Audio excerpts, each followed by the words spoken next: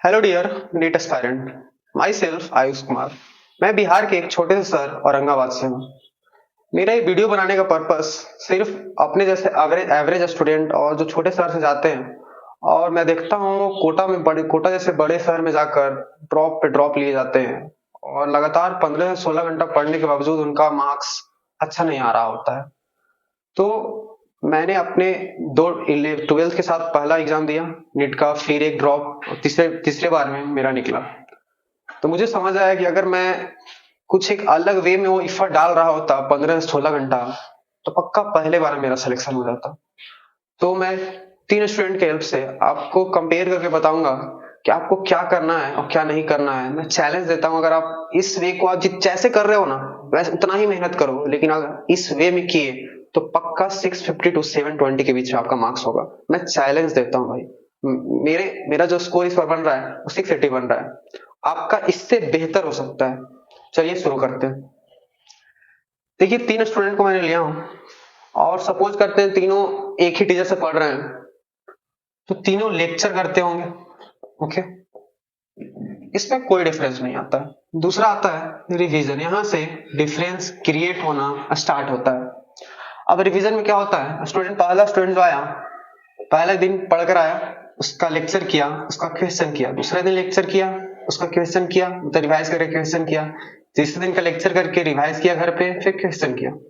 दूसरे स्टूडेंट का देखते हैं, उसका भी कुछ अलग नहीं होता है और वो भी क्या करता है, आया रिवाइज किया, उस दिन का क्वेश्चन किया, रिवाइज किया, क्वेश्चन किया। अगर ऐसे स्टूडेंट को देखा जाए तो ये लगता है कि भाई ये भी क्लास में 8 घंटा पढ़ रहे हैं, घर पे 8 घंटा पढ़ रहे हैं, कुछ अलग मतलब बहुत मेहनत कर रहे हैं, तब भी इनका मार्क्स बहुत ज्यादा नहीं, 500 से नीचे ही रहता है। तो ये स्टूडेंट थोड़ा ऐसा क्या, एक और स्टूडेंट आप ही जितना मेहनत करके 650 स्कोर कर रहा होता है, तो उसका डिफरेंस क्या है, ये आपसे अलग नहीं कर रहा होता है, थोड़ा सा डिफरेंस होता है। मेहनत सेम होता है लेकिन डिफरेंस प्रिपरेशन स्ट्रेटजी में आता है। पहले दिन का रिवीजन किया, क्वेश्चन किया, दूसरे दिन जब आया तो पहले दिन का रिवीजन करके फिर दूसरे दिन का रिवीजन किया और तब उसका क्वेश्चन किया। जब तीसरे दिन किया तो फिर दूसरे दिन एंड पहले दिन दोनों का रिवाइज किया, फिर तीसरे दिन का रिवाइज करके क्वेश्चन किया। ऐसे अगर 20 लेक्चर हुआ तो जब 20वां दिन लेक्चर करके आया होगा तो 19 दिन का सारा रिवाइज किया होगा, पहला से लेकर 19 तक का रिवीजन किया होगा, फिर जाके 20वां लेक्चर का रिवाइज करके क्वेश्चन किया होगा। आपको लगता होगा इसमें टाइम लगता है, नहीं लगता है।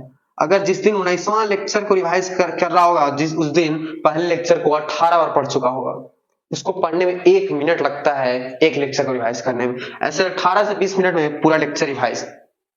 अब क्या होता है, अगर 21वें दिन टेस्ट आ रहा हो और कल टेस्ट के पहले एक दिन छुट्टी मिलता है, अगर 21वें दिन टेस्ट हो तो इसको रिवाइज करने की जरूरत है? बिल्कुल नहीं है भाई, एक ठोप रिवाइज नहीं करेगा।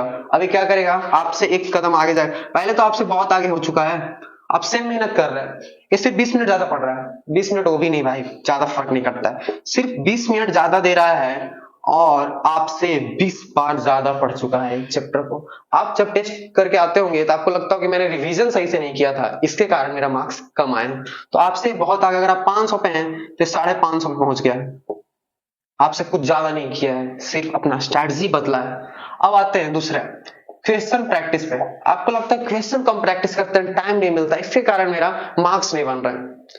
आपको अगर ये करते हैं तो टेस्ट के एक दिन पहले तो आपसे थ्योरी पढ़ने में लगा देंगे, कोई मॉड्यूल दोबारा आपसे नहीं बनने वाला, इससे भी दोबारा नहीं बनने वाला, क्योंकि सेम मेथड फॉलो कर रहा है। ये देखो रिवाइज कर चुका है, इसको थ्योरी पढ़ने का जरूरत ही नहीं है, रट्टा हुआ होता है, मतलब पेज नंबर बता सकता है, इतनी बार पढ़ चुका है। अब टेस्ट के एक दिन पहले क्या करेगा, दूसरी बार मॉड्यूल को लगा चुका होगा। और दूसरी बार मॉड्यूल लगा लेगा तो भाई इसका तुम खुद बताओ +50 होना चाहिए कि नहीं। पूरा क्वेश्चन रटा हुआ है भाई, मॉड्यूल का क्वेश्चन रटा हुआ है। ये तो उसका तो तुम अगर जिस क्वेश्चन को 1 मिनट में बनाते हो 30 सेकंड में बनाता है। 600 पे ऐसे पहुंच गया,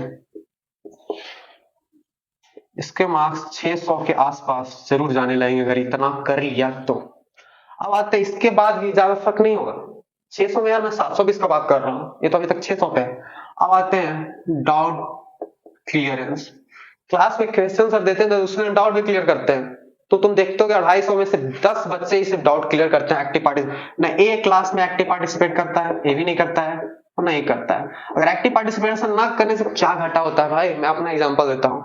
मेरा रोटेशन में बहुत ज्यादा डाउट थे, डाउट से क्या होता है ना कि सेल्फ कॉन्फिडेंस गिराता है। अगर अगले टेस्ट में रोटेशन अगर सपोज करें 10 क्वेश्चन आ गए, अगर माइनस में देखा जाए तो एक चैप्टर से 10 क्वेश्चन आते हैं, तो वो सेल्फ कॉन्फिडेंस इतना गिरा देता है कि अगर हमारे पास टाइम कम हो तो उस चैप्टर के क्वेश्चन को तो हम देखने तक नहीं जाते हैं, जिसके कारण हमारा मार्क्स 20 से 30 मार्क्स तो ऐसे डिक्रीज कर जाता है। और अगर बहुत सारे चैप्टर्स में डाउट हो गए तो जब मेजर स्टार्ट होते हैं, एक एक चैप्टर का प्रिपरेशन करने में एक एक दिन निकल जाते हैं। अगर एक 5-6 दिन टाइम मिलता है अगर एक पार्ट सिलेबस का प्रिपरेशन करने में, तो हमारा तो एक ही चैप्टर में पूरा सप्ताह निकल गया। तो भाई वो भी हमारा एक्टिव पार्टिसिपेशन क्लास में ना करने से, टीचर से डाउट ना पूछने से हमारा बहुत ज्यादा घटा है। इससे अगर ये और स्टूडेंट थर्ड क्या करता है, बहुत ज्यादा एक्टिव पार्टिसिपेशन करता है, अपने हर एक डाउट को बहुत ज्यादा एफर्ट मारकर वहीं पे सॉल्व कर लेता है, तो इसका मार्क्स 650। तो अगर ऐसा स्टूडेंट होता है ना, तुम अपने क्लास में ऑब्जर्व करना, उसका स्कोर 650 प्लस जा रहा होता है। अगर उसमें भी अगर ए दोनों ना करता हो, सिर्फ ए करता हो, तो भी उतना ज्यादा फर्क नहीं पड़ता है। अगर आप रिवीजन इस तरह से करते हो, क्वेश्चन प्रैक्टिस 2 बार इसके कारण हो जाता है, एक्टिव पार्टिसिपेशन करते हो आप, तो आपका स्कोर 650 से नीचे जा ही नहीं सकता है। मैं चैलेंज दे सकता हूं भाई, अगर इतना कर रहा हो कोई, उसका स्कोर 650 से कम हो, ये हो ही नहीं सकता, कभी नहीं हो सकता। अब आते हैं टेस्ट पे। अब टेस्ट का सबसे ज्यादा होता है टेस्ट एनालिसिस। अब टेस्ट एनालिसिस में ऐसा क्या है, तो टेस्ट एनालिसिस में क्या है, 1 सेकेंड। टेस्ट एनालिसिस में ऐसा क्या है, स्टूडेंट फर्स्ट को देखते हैं ये टेस्ट एनालिसिस कैसे करता है। ये आता है, देख लिया कि कितना नंबर आए, और भाई देख लिया कौन कौन गलत है, चलो ठीक है। टेस्ट एनालिसिस इसका कुछ नहीं है भाई, बस। अब स्टूडेंट 2 का देखते हैं। ये ऐसे स्टूडेंट होते हैं, 50% स्टूडेंट ऐसे होते हैं, आए टेस्ट का मार्क्स देखा, उस क्वेश्चन को देखा, उसको सॉल्व किया और छोड़ दिया। ये सही लगता है भाई, सारा टेस्ट एनालिसिस तो कर लिया मैंने, मतलब जो जो नहीं आ रहा था उसको देख लिया। तो ऐसे ऐसे अगर 2 साल में देखा जाए तो कम से कम 70 से 60 से 70 टेस्ट देता होगा। अपना जो भी क्वेश्चन वो सॉल्व किया, उसको अगर नोट नहीं किया तो दोबारा पक्का गलती कर सकता है।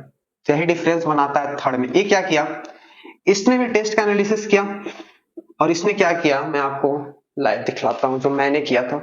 मेरे तो इस बार फिजिक्स में स्कोर बन रहे हैं 180 आउट ऑफ 180, और केमिस्ट्री 155 एंड बायोलॉजी में 345। मैंने फिजिक्स में क्या किया है, मेरा ऐसा एक भी टेस्ट ना हो जिसका मैंने इसमें उसका मिस्टेक इसमें पेस्ट ना किया हो। देखिए सारा मिस्टेक पेस्ट है, कट किया पेस्ट कर दिया, कट किया पेस्ट कर दिया, सारा अपने फिजिक्स के मिस्टेक्स को मैंने पेस्ट कर रखा है। पूरा एक कॉपी भर गया भाई। क्या लगता है आपको, इतना करने के बाद भी फिजिक्स में 180 आउट ऑफ 180 डिजर्व नहीं करता हूँ? अगर मैं हर एक सब्जेक्ट में ऐसा कर रहा होता, मेरा 700 प्लस तो पक्का था, बट मैंने एक ही सब्जेक्ट में किया था फिजिक्स। ये मेरा मिस्टेक था। अगर आप ये भी छोड़ दो, अगर ये भी मतलब ये भी मिस्टेक ना करो, तो आपका 700 प्लस कोई नहीं रोकता है भाई।